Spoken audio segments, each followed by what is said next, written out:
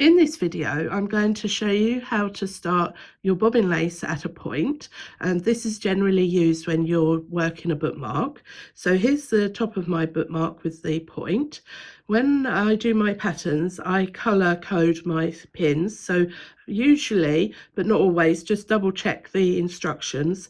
The red pin will have 2 pairs on it, and the green pins will have 1. Now there's a couple of ways you can start the top of this. You could either put 2 pins up in here and hang a bobbin on each one.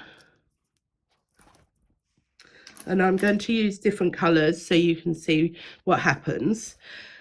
And then you can work the stitch you're going to use. Now generally I would work, because this isn't joined to anything, I would work a cross stitch and twist both pairs, because it then makes a strong start.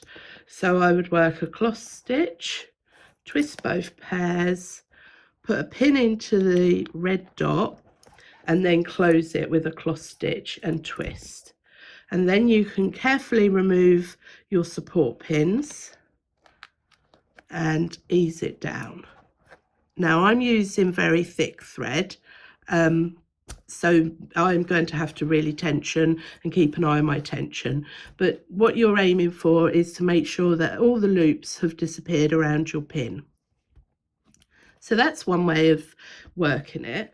The other method of starting is to start with a pin in the pinhole, hang your first pair on your pin, and then you want to hang your second pair open so that you have one bobbin there from the original pair, one bobbin here, and that's one pair and that's another pair. Now if you're working in 2 colours like I am, I need my colours to get back together, so I always put one colour. So I've got yellow, purple, so it's one colour, another colour, the first colour, and then the second colour. So I would put my first pair is always as the left bobbin of the pair, and you'll see why in a minute, because you want a single loop around this pin. Now if I was to hang them side by side and work that stitch, I would have 2 single loops here. But by putting the pairs open, when I do 2 twists, I lock the threads together and you will end up with only a single loop at the start. But if I want my pairs to get back to their original pairs, because I'm working in colour, what I would do here is a half stitch and then twist pairs. So that gives you a stronger start. And I don't think that's as bulky as starting with a stitch above your pin. So that's my first pairs in, one to go that way and one to go that way. Now I'm going to add all my pairs on each of these pinholes. So I already know that I want to add 1 pair. Now, traditionally, some people put pins all along above these pinholes. I don't tend to do that, because with a pin here, you run the risk of forgetting to take the pin out, because these pins would be support pins, which means that you end up with loops above your actual pins. So I only ever bother with 1 single support pin.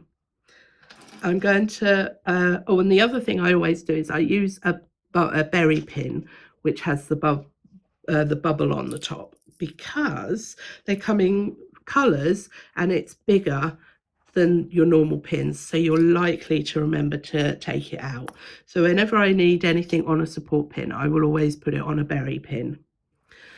So I've put my new pair on my support pin. Now, as I said before, all of these pins I would do as a cross stitch and twist, because it's a stronger stitch than just a half stitch. So what I'm going to do is I'm going to work a cross stitch, twist both pairs, pin up, and then do a cross stitch and twist both pairs. Now I only ever generally use a couple of support pin holes, because as you can see at the moment, I can see that I definitely have to take that off the support pin. So I will gently lift that up and then ease it down, and that's your first pair in.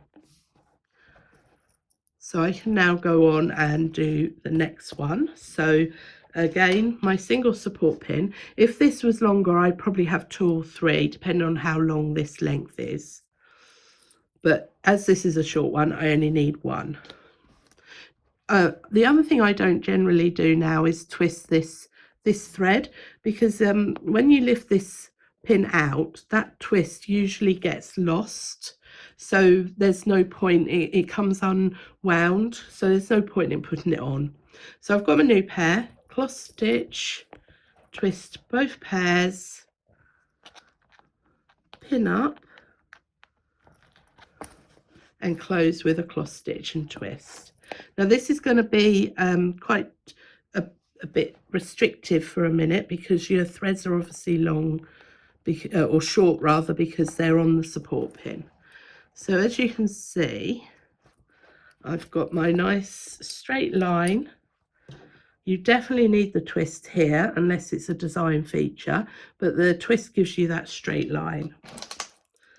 So I'm going to continue adding new pair on my support pin, cross stitch, twist both pairs, pin up, close with a cross stitch and twist both pairs.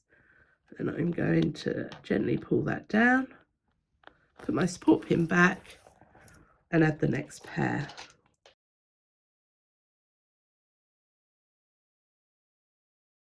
So this is my last pair on this side, and as you can see, I've only used the 1 support pin, but this one here is probably the longest length I would go between support pin and the first pin, or the pin you're pinning up, because otherwise your the pair that you're adding gets very short. So if I was to add more pairs, I would make another pinhole here. So that's my first row in. So I'm just going to shunt them all over, and I'm now ready to do my other side. So I'm going to make sure that I've got different colours. So I'm going to start with my pair. I'm going to work backwards with my colours. So there's my new pair.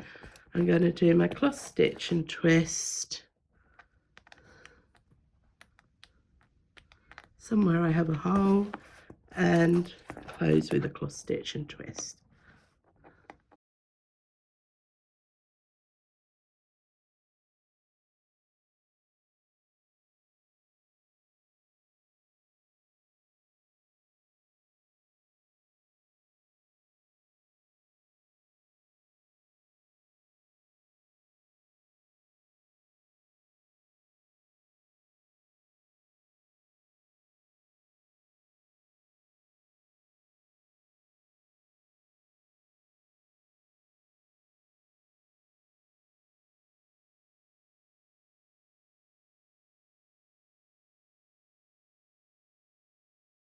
So that's all my pairs added. Now I would just say that with regards to my pins, I have angled them slightly out that way. If you angle them inwards, what will happen is that when you start working it, your threads will run down up the pin and are likely to jump off. So you want to angle your pins just slightly away from the pair, the direction the pair are going in. So that's all my pairs added, and I hope that makes sense as to how you add pairs on a point.